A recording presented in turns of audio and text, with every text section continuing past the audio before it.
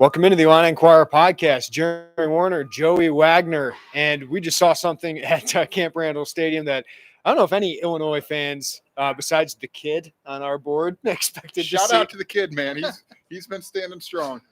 34-10, Illinois just dismantles Wisconsin, and it was amazing. You saw some boos. You heard some boos early in the game when Brett Bielema got announced about a half hour before the game. There weren't many fans here.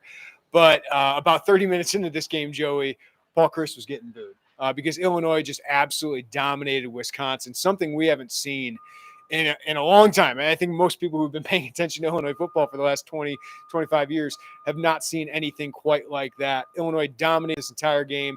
Offensively, take advantage of a lot of great plays by the defense, but defensively, there's nothing more we can say about Ryan Walters. But I think we got to start big here, Joey, in that this feels like an arrival moment for this program. You wish you were 5-0 instead of 4-1, and Brett Bielema even mentioned that yet again today. But to dominate Wisconsin like you did on a day that Iowa looked pedestrian, on a day Wisconsin got outclassed by Illinois, on a day Minnesota lost to Purdue, this feels like it can be more than just a win at Wisconsin, more than just a win at Penn State last year. This feels like it's a culmination of this program building and building and building, and all of a sudden it's a player here in the Big Ten West. It is, and I think maybe we feel different, Jeremy, because this wasn't one of those, like, this was over kind of early. Yeah. Right? It was over in like the third quarter. Chase Brown goes 49 yards to the house. I think that took it to 24-10. That was insurmountable. And like at that point, you're like, oh, wow. It's 31-10 at that point. That's right. Thank you.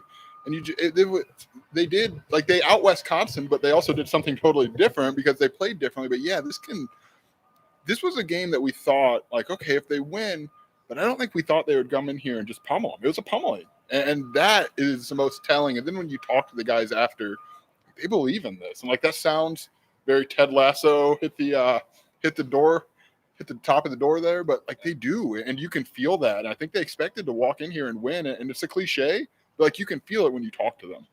There was some talent in this program, right? I think we're seeing that with Keith Randolph, Johnny Newton, Chase Brown. Like, Lovey could get to some. But isn't this the perfect example of how much coaching matters in college football and just in sports in general? You talked about, Joey, this team came in here expecting to win. And I compare this to like 2019. There were some big moments. The comeback win against this team, Wisconsin. The comeback win against Michigan State. But some of that felt a little fluky, right? Like the way those games went, the turnovers, all that, not to take anything away from that team, but there weren't dominating performances like this. I mean, this is 5 games that Illinois has played way better football than its opponent. It played, for the most part, smarter football than its opponent. And I think Illinois has outcoached its opponent in every game. Like that, if you take the lens back and just really look at this, Illinois has a really good coaching staff. And I asked Tommy DeVito, you have fresh eyes. What makes this program successful? And he said, it's Coach B. All week, we talked a little bit about it, but understandably, people are talking about Brett Bielema returning to Madison, and I think this really mattered to him. I think that emotionally, this meant a ton to him. You could see the way his coaches were acting with him. The players knew what this game meant to him, even though he didn't make it about that. He made it about them and making a statement, and boy, did they make a statement. And Barry Lunny had a really good game, and of course, Ryan Walters. Ryan Walters is going to be in the conversation for Boyle's Award as top assistant coach in the country, which usually goes to the top coordinator in the country. This, I'm willing to say it now, this is an elite defense. I mean, I'm looking at the stats. I still can't believe it, Jeremy. Net rushing yards for the Wisconsin Badgers, 2 yards. Come on. Yeah, the last time they were held under 50 yards rushing was Northwestern in 2015, held them to minus 26 rushing yards. But 2 rushing yards for Wisconsin. Like, that was my biggest question coming into this game was, can they stop the run? I thought what Graham Mertz did today, I thought Illinois could do that to him.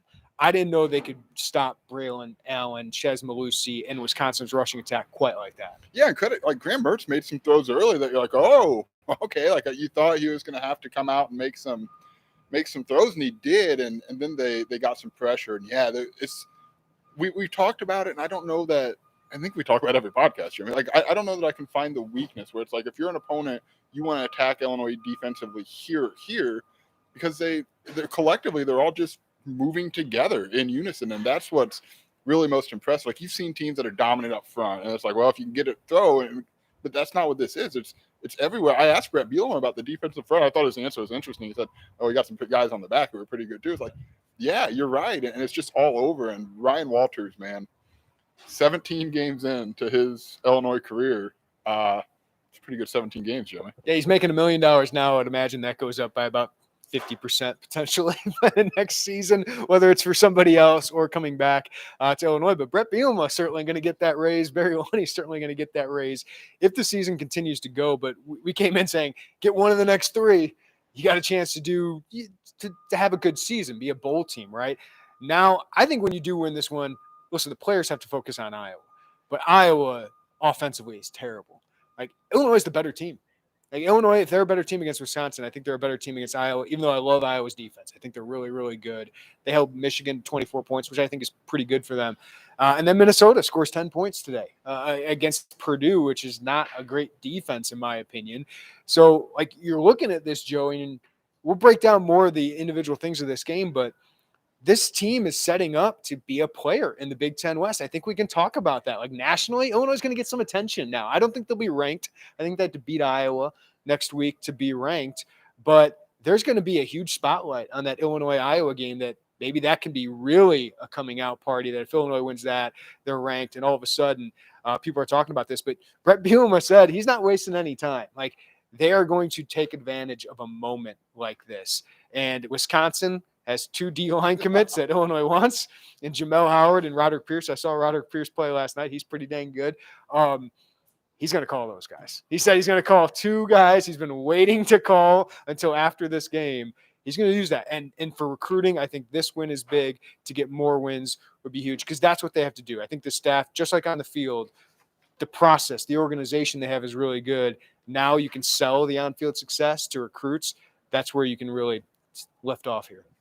While we talk about the recruits, who outside of Jamison, obviously position coach on the defensive line, who was also recruiting in that territory, the Kevin Kane's area? Yeah.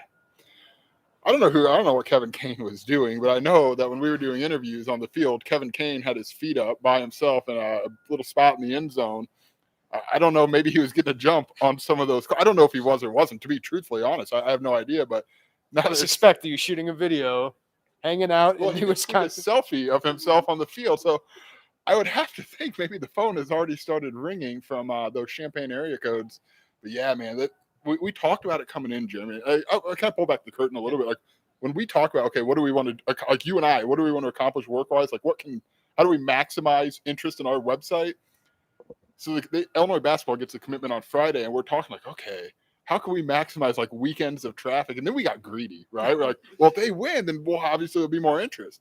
It's the same thing as like if they can get one of the 3 against Wisconsin, Iowa, Minnesota, and now you're looking at like one probably like not underwhelming. I think that would be a big leap, but like there's more there, and you can see that there's still more meat on that bone. And like you change, that's what I think this program's doing. That's my long-winded way. Like expectations long-term change, but they're also changing in the short term. And I think that is like becoming very clear to us. And these guys can say, hey, we expect to win every game now. And it's true. That's what's amazing about what Brett Bielema has been able to do is I think these guys are really smart. Like, they're really smart football players now because of this football 101. I know it might sound cliche, but these guys know, like, they're smart football players. They execute.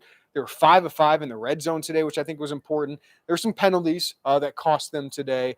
But, man, there's not a lot of assignment misses. A couple early, and those were striking. And Graham Mertz made him pay on the touchdown pass. There was one. There was a 3rd down play that resulted in a sack. But, like, after that, it feels like they get him clean. Yes. Right? Like, it's not – that bruise doesn't stay for long. It feels like they get cleaned up quickly.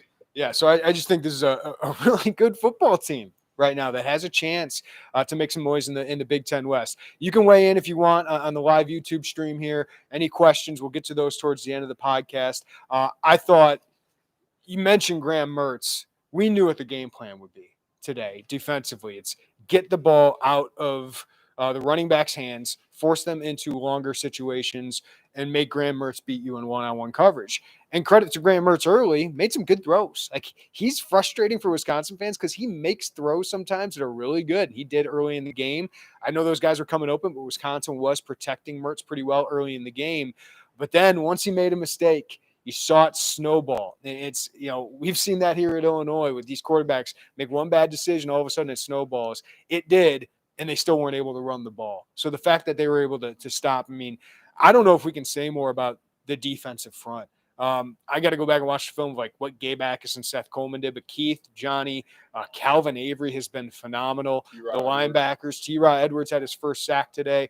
And then to combine that with, I think, three guys who are definitely going to play in the NFL, and Devin Witherspoon, Quan Martin, and Sidney Brown, or at least have the chance to play in the NFL. This defense is not only well coached, it's talented, and those guys are executing, and they're veterans, man. They are, and the veterans, I think, is a big part. But look, I know we've talked at length about Lovie Smith's recruiting. There was talent left here when he was fired. And I think you've seen this coaching staff take that and help maximize that talent. Age certainly helps with that. This is a really talented defense. And like Ryan Walters should get a lot of credit. His coaching staff should get a lot of credit. Those dudes are out there executing pretty seamlessly. They're fixing mistakes. I know I talked to Aaron Henry or Ryan Walters about that. Like how easy is it for you when they see it and like, okay, this is something we've done wrong. They're kind of self-correcting. I think that's really important. And then as you look, there are a couple 8 freshmen on the travel. Like you see like the trickle down. That's how you do this. But man, there is some real talent there. 2 turnovers early in this game, but Illinois scores 17 points off 3 turnovers, I believe mostly in the first half there, right? Like, and to be able to take advantage of the Wisconsin kickoff return snap, like those are plays Illinois had before. I felt like the teams had switched uniforms. The programs had switched uniforms because those are the kind of plays Illinois has made in the past and Wisconsin hasn't. Wisconsin penalty after penalty. The one drive late where Illinois had to score 3 times to actually score the touchdown. But that's a huge moment that they had 2 touchdowns taken away, the Chase Brown receiving touchdown, a great play by Isaiah Williams to tip Ryman, but they had an illegal formation. And then to come back, Joey, and still find a way to score. I thought that was a big statement because that was one of my biggest concerns was, can Illinois score when they get into the red zone? 3 touchdowns, 2 field goals by a little bit hampered Caleb Griffin. That's a big moment for Barry Lunny. Didn't put up huge yards today, but when the defense set them up, they cashed in, and that's something we didn't see last year with Tony Peterson. So I think that's a huge step forward for the program. I think Barry Lunny has been a fantastic hire. He has. And that, to your point, that flag drive, I think as we call it, it was like four straight. That ends in a field goal. Like we've seen that for Illinois football end in a field goal. A lot of times you get a couple called back. You're just kind of blah. And then out trots at that point, it was James McCord or whoever before him. I thought that was telling that they just kept. Now, they probably got a gift with the defensive pass interference call there. And same for the other touchdown. But like, you're seeing them maximize the gifts where they had given those gifts. And other teams had maximized that. And I thought, yeah, the switching, it feels like they did kind of switch uniforms. And to that point, Alex Palczewski said, hey, this isn't like an irregularity. This is who we plan to be. And that goes back to, like, I think they feel it, right? Like they feel that this is coming along, and you see that just in little moments. So it's just little snippets on the field. Yeah, it's the, as you said, Ted Lasso believe. They believe right now, and then they're executing on top of it. Because, 2019, I mentioned it felt a little fluky. Like, this does not feel that way. Because when you have a third quarter like this, Joey, you get the ball out of halftime, up 14-10. It's time to step on throats, right? Like, now's the time to capitalize, take the lead. Illinois not only took the lead with that first drive, 10 plays, 75 yards, finding a way. Tommy DeVito, 3 rushing touchdowns. We haven't mentioned that yet. But to just go third and goal, whatever it was, when you're on the goal line, just to sneak it in, get under center, and to be able to do that. I think Alex Pilstrom had a really good game against Keanu Benton. I got to go back and watch the film, but I would imagine he did with what they were able to do on the ground in some of those situations. But in the third quarter, Illinois had scored Wisconsin 17-0, outgained them 163-10, and had 12 minutes of possession.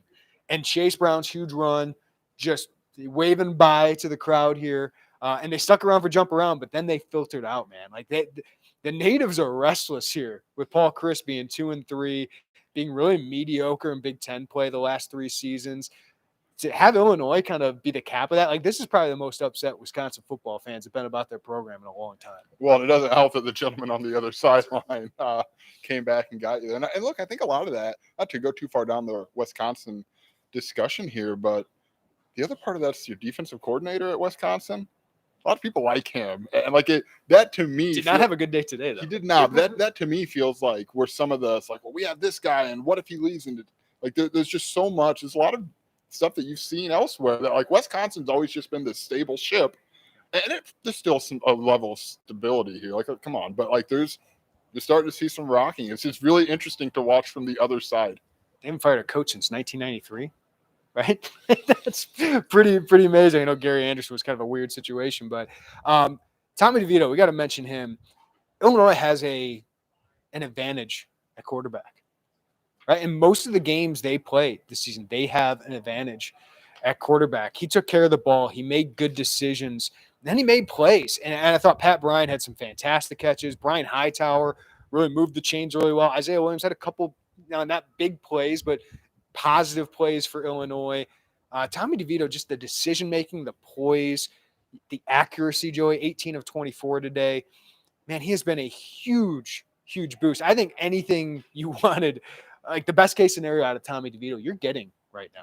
You are. And it's just when you watch him, like beyond the stats, if he passes the eye test, like when this guy's moving along and he's feeling himself, which again, I know we've talked about this, Tommy never lacks for confidence, but when he's really feeling it, you can see that. Like it reads really clearly, whether it's the RPO and he throws those like Randy Johnson fastballs in there, just the way the quarterback sneak, like just the way he carries himself when it's going, it's noticeable, and I think they feed off of that. And that's not trying to knock Brandon Peters. The last time I remember that really being the case, and the talent level is different. Like I thought AJ Bush had that. I thought like he kind of was able, and Brandon Peters had games like that. But you could just see that they really react to Tommy DeVito's confidence, and when it's going, I think it's really high right now. Brett Bielema said something interesting that it's kind of like a rebirth in his football life, something along those lines.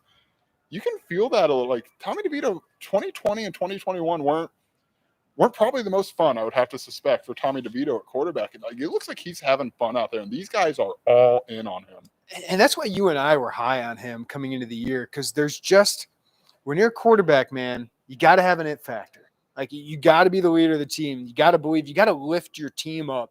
I think Tommy DeVito has done that. And so one thing I think with Wes Lunt and with Brandon Peters, you just didn't have, those guys weren't natural kind of energy guys. Like DeVito is not only talented and a good decision maker, but I think he's just the emotional leader of that offense. And to have that guy behind center, under center, whatever you want to say, is something this program has lacked for a really long time. And I want to mention this, like Chase Brown was bottled up for a while. He got loose in the second half. And I think this is a kind of game, 6th straight game of 100+ yards for him, 5th to start the season. Probably has a good chance. I know Mo Ibrahim didn't have a great game today. Probably has a great chance to continue to lead the country in yards, rushing yards after this game. It's kind of a Doak Walker performance. To run for 129 against Wisconsin, have the 49-yard touchdown and wave goodbye. Like that is a good moment. I don't know if I want to go Heisman conversation because it's really hard for running backs, especially one at Illinois, to do that. He's having a Kenneth Walker season. Is that too ridiculous to say? I mean, Michigan State was a surprise team last year. Kenneth Walker ended up being a top 6 getter in the Heisman or whatever. Chase Brown's kind of having similar areas right there. Well, I mean, I have the stats pulled up here. So Walker was 1,600 yards, I believe, last year. Well, Chase Brown has 733 rushing yards through 5 games. 49 today was actually his longest rushing run, I guess, goodness gracious, of the day. Dude, I think we both took the under we set at 99.5. And it's like, man, it was like for us. So clearly the Camp Randall, whatever aura was probably more for us than it was for those guys. This dude came in and hung more than 100 yards on him. And I asked him, I said, what's going through your mind? Like you're kind of waving bye to everybody. And this is like goes back to just kind of what this is instilled in there. He goes, dude, all I could hear was Brett Bielema in the back, or Coach B in the back of my mind, like punch it to the back of the end zone. Punch it to the back of the end zone. I'm like, the messages received in that locker room, like that was such a telling. Like, dude, you could have said anything. You could have been like, I wanted to, wait, whatever. Like that was his answer. Like, man, that's impactful. Yeah, and I think from our perspective, we kind of hear the same things come out of the players' mouths that we do out of Bielema. Frustrating at times. Yeah, which can be frustrating at times, but like sometimes you hear players use cliches, don't want to say anything and get them in trouble. This team believes what he's saying. Right. And then to back it up on the field, I think this is a big moment for the program, even if they expected to come in here to win, to dominate like they did, Joey. This is a potential flashpoint. Like Alex Palczewski even said, I mean, think of the games he's had here. Think of the games he's had in this program. Can I add really quickly with him? someone asked him, what was it like kind of seeing this? 2018 was not a good performance here. He said, I almost teared up on the sideline. I said, why? He's like, I've seen so much. Like my personal career, been here, we've seen these games. Like, man, like just to dive in on his journey a little bit, goodness, like he's one of the few who's played here with people in the stands. And like I was like, oh man, it's been a long time for him here, but holy smokes. And he said, the tide is turning. We're not the same old Illinois. Like this is a different program. And I think even for us, like predicting this game, you and I fought like ourselves because we were sitting there going, I think they're going to win. And then we didn't because they're still in the back of my mind. It's like, oh, it's Illinois football against Wisconsin football. But if you watch the games, like, Washington State, Wisconsin, shot itself in the foot just like Illinois did at Indiana. Ohio State, you just don't want to put too much into that game. But now we've seen this is a different program. And I think any Illini fans or us who still had doubts about it, I think this game answered that emphatically, that this is a different program. This is a different team. And now can they take advantage of the moment that they've created to their credit where they can be a surprise team in the Big Ten West and even more so than Illinois winning 4 straight and getting to 6-4 in 2019. Like they have a chance to kind of set the tone in the Big Ten West. And now Illinois gets to recruit off that. Now these players going to Iowa, favorites against the Hawkeyes potentially. They have to open it, is that right? Yeah. So like this is a moment for the program, and now they have to capitalize. They're on a winning streak. 3 games in a row. It doesn't happen very often around here. It doesn't. I think like obviously the Indiana thing, like maybe as the year goes on that stings less. But it's obviously going to sting. But I just think that this was Brett Bielema's 17th game. Like beyond what it looks like on the field, like what's his record? Was it over 500? He's 9-8. Right? It's the best start since John Malkovich. Paul Chris did not beat him today to get more wins at Wisconsin than he did. But I think just beyond what you've seen on the field, which obviously is an improved product, we saw that a year ago, and that's carrying over. Like you can feel, and I know I keep coming back to, like you can feel that shift there. Like that is how you build, right? Like when you have that shift in terms of what people are hearing, what your players are hearing, and how they go and deliver that, like that helps in every facet. Brett Bielema made a little bit of a quarterback pitch today. Always recruit. Yeah, he is always recruiting. He was recruiting a couple times in the postgame press conference. But he's talked about wide receivers. Hey, come play to Illinois. Malik Kelsey. And then quarterbacks today because Illinois has had a bad quarterback cell, right? And it showed last year with recruiting. It's showing this year in recruiting. They have to go find a guy, right? Kind of an under-the-radar guy. Now, whether it's the next transfer, they can show, look what Tommy DeVito is doing. Can you pull up his stats? What's his efficiency number? His touchdown to interception ratio is still 9-2, but his efficiency rating is 150 something, I believe. So yeah, 148.3. Illinois has had 3 guys over 140 for an entire season. Wes Lunt, Nathan Schulhouse, Tony Eason. Now spread offenses help that. The modern era helps that compared to back in the day when these guys had to drop back and 50+% of completion was good. But that's a huge sell moving forward. Defensive linemen, Roderick Pierce, Jamel Howard, future defensive linemen. Look what Keith Randolph and Johnny Newton are doing in this system.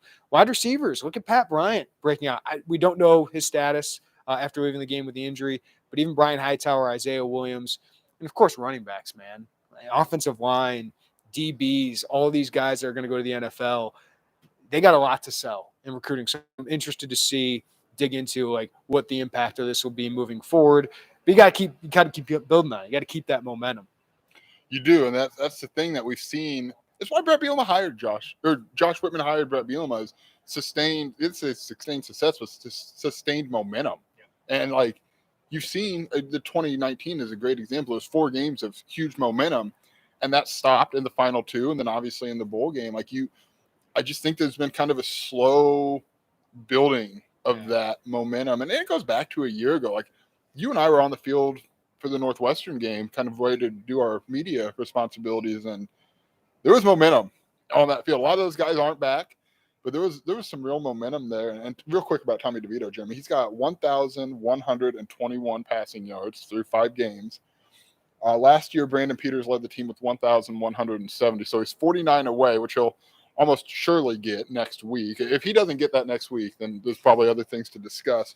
So that would be in his 6th game. Brandon Peters played 9.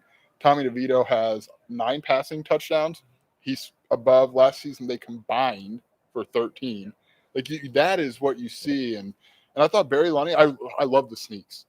Yeah. I thought it was like, okay, the running with Chase Brown is now, it was Indiana part 2, right? Like they were down there and they didn't get it. I liked that they threw. They got the pass interference. Like, how the hell is it? Just sneak it. And it worked. And then it worked 2 more times. The red zone is one of the biggest stats of the game, 5 of 5. Like that was one of my biggest concerns coming in. And man, he scored like 7 times because of those penalties, found a way to score. So kudos to Barry Lunny for that. All right, Iowa coming into next week. What size are Iowa's record? 3-2 now, 1-1 in the Big Ten. They can't score. They really struggle to score. I still think that defense with Phil Parker is really good. I think it's Tommy DeVito's toughest game yet. And their defensive front is very, very good. But, man, they just struggle to move the ball. And it's not just through the air, Joey. Like, their running attack is not nearly as good. So you had a vulnerable – that was the word I kept using this week – Wisconsin team. Now you got a chance to capitalize on a vulnerable Iowa team with a bad offense and a good defense and special teams. But what should be a winnable game yet again. And for all these Illinois fans that understandably were waiting to have a moment to buy in, 3 straight wins, 3 straight dominant wins after that Indiana game, it needs to be 50,000 plus against Iowa. And I would say it should be a sellout because if you win this game, you're probably going to be ranked the next week. Is that weird to say? Is that weird to say out loud? Yeah, that. And I thought that was the underlying, like I always like to kind of look at like what else, like the underlying kind of thing out of this game outside of just making that statement and getting more of that credibility was how many people can you get to show up to Memorial Stadium? And the Big Ten, whoever the TV network gave them a good opportunity. 6:30. I think they called it an orange out is what Illinois is going for. They're going to have a lot of recruits in attendance for it. You think so? Huh? That might be a good idea to bring a few recruits down, but like. That's the other part of this is I've always thought that Illinois football had fans who were just kind of waiting. And I've talked to people like, I feel like people want to be there and they want to, and by there, I just mean invested, like all the way invested. And no one's asked us when basketball season starts. Right. No one has asked when basketball season starts. It is October 1st, Jeremy. Well, and here's what Josh Whitman talked about when it came to attendance. He said, fear of missing out. We have to create that.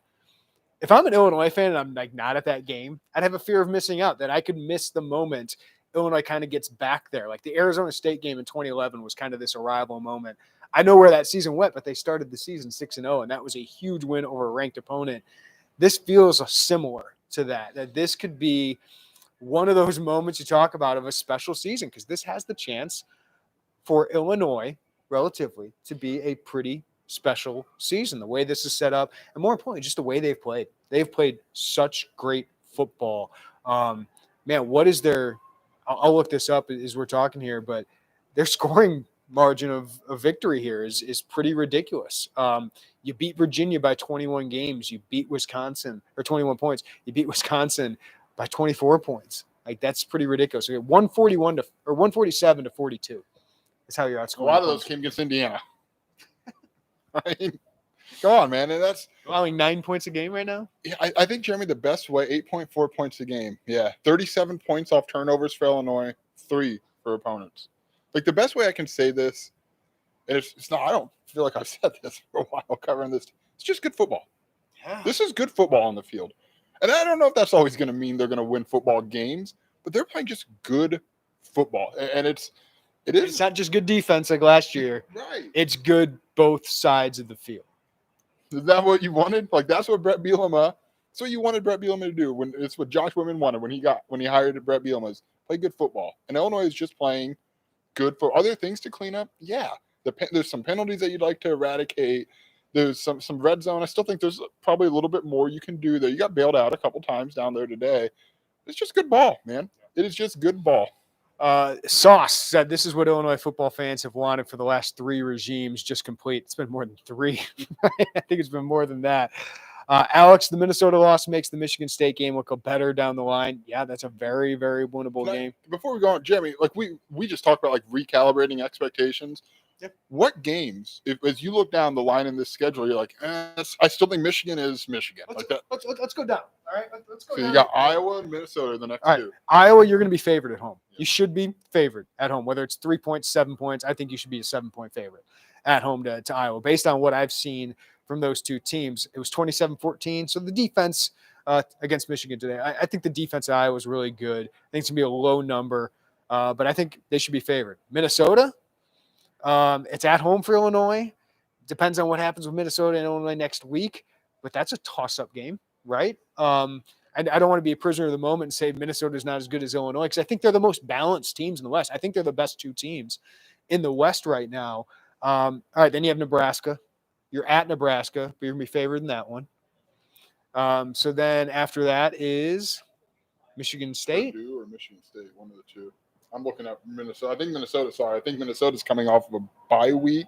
Okay. They will be coming off of a bye. Well, we should know the schedule better. Well, all right. So just the rest of the opponents. Purdue at home. Nebraska, Michigan State. Michigan State comes to town, and then I think that would be a game you can be favored in if Michigan State continues to trend the way they are, and if Illinois wins 2 of the next 3 games. Purdue, I think you should be favored against. I think you're a better football team than Purdue. Michigan, you're an underdog, right? Yeah. You're at Michigan. You're probably going to be a 10, 14-point under, something big, right? Because Michigan's really, really freaking good. They're a national title contender, national playoff contender. And then Northwestern, I think you should be double-digit favorites.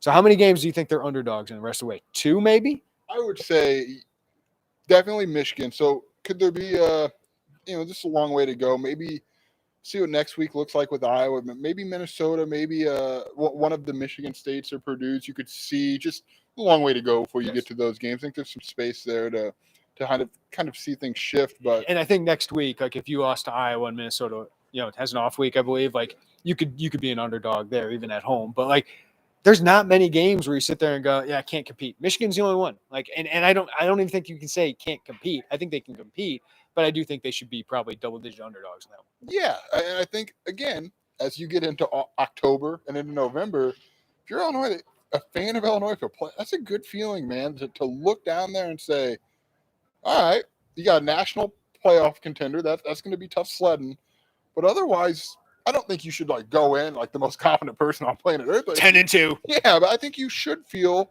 like your team isn't going to. I don't see Illinois laying an egg in those points. Like that being said, we saw Rutgers a year ago, but I just think that this team's different though. It is. You can feel it, and I don't know, man. Like things are shaping. I don't know what it's going to look like. That's the. I don't want anyone to probably lose one that you don't expect them to lose, and they might win one. State, right? Like Michigan State. Like I don't want anyone to hear this and think like, oh, geez, Werner and Wagner are picking them to go 10-2. They're booking the spot in Pasadena. Like that's not what I'm saying. I'm just saying that like, how many times have you not been favored for 7 games, right? Like that's wow. I am not booking my hotel room for the first weekend of December in Indianapolis quite yet, but I'm starting to think maybe I should have that weekend open, right? Or maybe I shouldn't book Detroit for Christmas. Maybe I can think of going to Nashville. Maybe I can think about going to Charlotte for a nice bowl game in warm weather. I will tell you what, man. I don't care what happens, but I don't want to be in Detroit on the 26th. That's a long Christmas. I'm confident they won't. Like I've recalibrated my expectations. I thought they'd be a bowl team this year. They're 4-1. I think they're at least getting 7 wins, and I think you can, with the way they've played, you can dream higher of that. You can think as an Illinois fan. I know they expected more this year. They can say that. But if they got to a bowl, that would have felt like a successful season. Now, I think you can set yourselves higher about what your expectations for this year can be, that maybe they can be the 8 or 9 win team that's surprised in the West. Maybe they can go to Indianapolis. Like, as an Illinois fan, you can start thinking about those things now. Now they got to keep doing it week after week. And that's what's so hard in the Big Ten. But it's what's so great about the Big Ten West is you have opportunities to do that. Yeah, and you have opportunities when Nebraska is kind of a little bit of a mess right now. Northwestern's a little bit of a mess right now. Purdue is beat. Like, it's a good year to kind of – and we thought the same last year, Jamie. We thought the same thing last year. I mean, I know Iowa was awfully good, especially defensively last year, but it's a pretty good year to maybe find yourself a little bit here because there's some other programs that are kind of on a long search for themselves. Charlie said, I think we'll get top 25 votes this week, and this team should be turning national heads. I think you're starting to get attention. I think you're one win away from getting in the top 25. Maybe you get a couple, like 25th vote here, 24th vote there. But I still think they need another one because Wisconsin's 2-3. They're not ranked. Illinois has not beat a above 500 team. Yeah, well, I guess Wyoming and Chattanooga are, but like Power 5 team, they haven't had that kind of win yet. But we know what this win means at Wisconsin, even though they're not That ranked. being said, I think there might be some like coast, whether east or west, who like, oh heck, they went in and beat. Okay, we'll give you one. I don't know if that's going to be the case. Maybe someone will throw them a pity vote, but next week is the one to really to keep those heads turning. Derek, Illinois football is about to regain the rightful place as the king of the Big Ten. What, its rightful place from 1928? Is that what we're talking about? 54. We're time traveling here. We got Keith. Shout out to you, Keith. Be a goldfish. I love that. Oh, bring all the Ted Lasso stuff here. All right. T. Scott, the sleeping giant, has awakened. Are we going there yet? No. If they win the next two, yeah, I would feel more comfortable saying. Yeah, I still. We just went on this whole thing, and I was. Two good teams. Yeah, they're two good teams. I don't know if I think it's waking. I think that there's a belief that in that room that they can wake it up. I have to see more than 50,000 people in the stands to say they're awake. Yeah, before I know we got a lot of these, and we probably got to get on the road somehow. I don't care. Can you just think of like what that might mean for Alex Palczewski and like Michael Marquez and Kendall Smith and who am I missing? I know there's another in that class. Jamal Woods to walk out of that tunnel next Saturday and see 50,000, 50, whatever the case may be. Those dudes have seen a lot of. I can almost count the people in the stadium. Like you think about those things, maybe because they've been here forever, but like I think there's just those underlying stories there. All right, Brett Bielema has made people talking about an Iowa game. Brett Bielema has made a big deal about the rematches. I asked him earlier this week. He didn't want to talk about it, but he brought it up again today. Virginia, you flip that score, a team that crushed you last year, right? You flip that, and then this year you flip it of domination against Wisconsin, a team that dominated you last year. The rest of the games are pretty close, but I thought Iowa was a huge opportunity for Illinois last year. They get up 10-0 and let that one slip away due to their mistakes, and then offensively they weren't able to do anything. I think it's another huge game of showing how much you have improved from last year, because I thought that was a gettable game last year and you let it slip through your fingers. Absolutely. And you look at the first year, it's been really impressive, those first two rematch turn-ons. And I know the programs are in different spots. So is this a rematch tour, Jeremy, or is this the Ryan Walters money-making tour here in these rematch games? Yeah, I think Ryan Walters is going to get a raise. Just depends on who it's from. I don't know where it's going to be. And Brett Bielema is going to get a huge raise, because if you start getting fans in that stadium, man, I know I keep bringing that up, but that's the next step. Ben, don't rank us yet. I like that. I wouldn't want to be ranked quite yet. Go earn it. And that's the one thing I think is clear is this team is certainly earning it. Sauce, how crispy is that Mountain Dew? It's the diet Mountain Dew, which is the best thing about this Wisconsin press conference or the Wisconsin press box. I can't say many positives about that. No, the brats at 9:30 were pretty good. I know you, for whatever reason, backed off of that. I sure did, and I had two, and had a nice Saturday. And my Mountain Dew's a little flat, but that's all right. All right, Patrick, your comment's going to wrap it up. It feels so good to no longer be the Big Ten doormat. Like that's true. Like they aren't anymore. What's 4 or 5 last year, 1-1 this year, and I think they're going to have an over 500 record in the Big Ten West. Like the tide is turned. I think that's what Alex Palczewski kept saying over and over again. You feel that, and you're seeing it on the field. Can I just read the Alex Palczewski quote? Yeah. He said, "We've been adopting this mentality of us against the world, us against everybody. Nobody's going to give us anything. Everybody thinks it's just Illinois. F that. We're turning the tide now. This isn't an irregularity." My only complaint, he used to say the actual word. Yes. Alex Palczewski censored himself a little bit, but they feel that. Like they feel the tide turning, and I think that's starting to trickle to the fan base a little bit, Jeremy. Mike said Bielema's going to get scooped by an SEC school. Let's pump the brakes. Guys. Enjoy. It's a beautiful Saturday. Take a breath. I think Brett Bielema's happy, dude. I think he understands what his path. I feel like he's very settled right now, and I think he loves the idea of having his fingerprints and building this thing. Mike, breathe, brother. It's okay. He's done the SEC thing. It didn't work out very well, right? I think here, one, it's his home state. And I do think that matters to him a little bit. It's another chance at the Big Ten. But this is probably his career-defining job, right? Because Wisconsin won 3 Big Ten titles. Everyone's always going to say, yeah, he was riding Barry Alvarez's coattails. That's part of the reason he left, right? Is he didn't think he could win at the highest level here, but I think he also wanted to do his own thing. I think to be that guy at Illinois, like if Brett Bielema gets this program to the level of what Iowa is under Kirk Ferentz and Hayden Fry, like his coach, Hayden Fry, they build a statue. They call it, I know it's Zupke Field, but they'd have a statue of him. They'd have a Brett Bielema honor way or so. You know what I mean? Like he Bielema would be he would be a legend. He'd be a Bielema Boulevard, or if you want to go alliteration. Oh, yeah. You like this? Yeah, I like alliteration. Yeah, like they would do that here. And the other thing I want to make a point of, what did he keep saying, bringing up in the press conference? Josh Whitman. He kept bringing up how Josh Whitman has poured finances. Like when he asked for things from Josh has put it there. And there's a reason. Josh Whitman needs this to work. And right now it looks like it's working on top of what's already happening across Kirby Avenue with Illinois basketball. Hey, Josh, I need to make a pretty costly coordinator change after 12 games. I'm going to bring in this guy. I promise you it's going to work. And guess what? Josh Whitman backs it. Brett's talked about the helmets. He's talked about just all these things that we probably don't know a lot of them or probably think twice about them. But there's a flight here today. Like he said, we were going to take a bus here, but I wanted a flight. Josh said, okay. I thought that was interesting when I heard that. I was like, you guys rode bus to Indiana.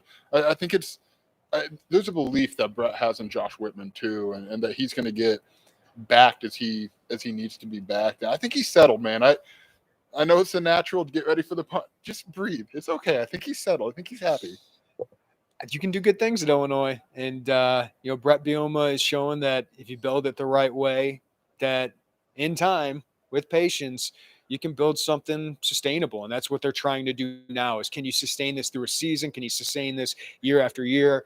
And can you sustain it, even longer than that? So this feels like a big moment for Illinois football. Camp Randall Stadium, the first win in 20 years. You brought up the guys that were around that team. It was like Tony Pashos, Kurt Kittner's last year on that team. Like that was a very, very long time ago. Most of these guys on the Illinois roster were not alive the last time Illinois won in Camp Randall. So big moment. We're going to cover it all at Illini Inquirer. Check us out there. Thank you for listening to the Illini Inquirer podcast. Give us a follow, rating, and review wherever you get your podcasts. Also, we're enjoying these live post-game press conferences. So if you're hearing this on replay and you want something right after the game, Joey and I are here doing this. We're going to do it for basketball as well. You guys have been great. It's great to have some interaction with you. So thank you for all you guys sending in questions and comments throughout this as well. I think it's turned into a really cool post-game kind of format here. So appreciate all you guys. Joey's got something? We did have somebody say he stepped out of his 4-year-old's birthday party. So shout out to you, Eric. We see you. Maybe go back to the party, man. Love it. Everybody have a great weekend. What's the drink of choice? You drinking New Glarus if you can find it. Miller Lite, I guess. I saw a lot of Miller Lite around here. Yeah, Miller Lite. I'm Packers fan. I'm more of a Bud Light guy. I gotta get Derek Piper some Spotted Cow on the way back. I gotta get my wife some of that as well. Have a great weekend, everybody, and we'll talk to you next time right here on the Illini Inquirer podcast. That's my favorite.